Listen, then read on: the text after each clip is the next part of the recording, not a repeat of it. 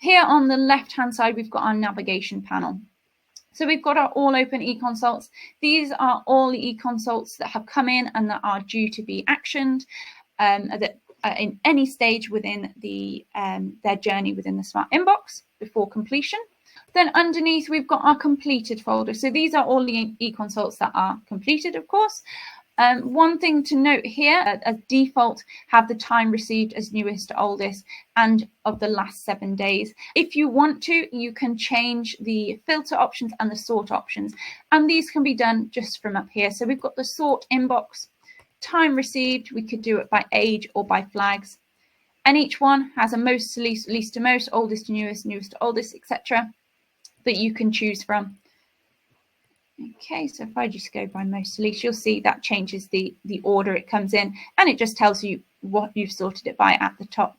Additionally, you can filter, so you can filter by multiple things at the same time. So you can see here the date range we've got in the last week. If I then want to look at a template specifically that was submitted, so this will now, when I click apply, look at anything in the last week where a hay fever template has been completed. So as you can see, that's now narrowed it down.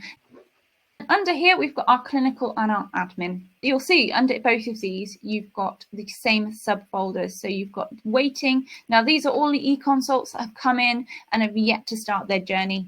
Okay, so these are the new e-consults that need processing. Under here, we've got our snoozed folder. So the snoozed folder can be used for many different reasons. So it could be perhaps you're waiting to hear from a GP on a triage decision, so if it's a care navigator led. Additionally, it might be you're waiting for provisional blood tests to be looked at and you just want to pop it in there while you're waiting the clinician's approval. Now underneath, we've got awaiting response and new response. So when you send a message to a patient asking them to respond, it will automatically pop them in the awaiting response folder, and then when they do respond, into the new response folder. And you can see, really helpful there, we've got the little tally of how many we've got in each folder.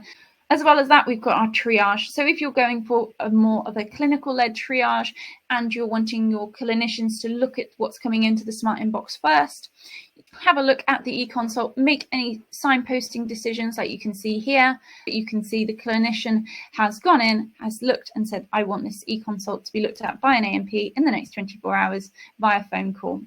Then when they pop that into the triage folder, your reception or care navigation team could be working from here just to contact the patient and action in line with what the GP has requested or the clinician has requested.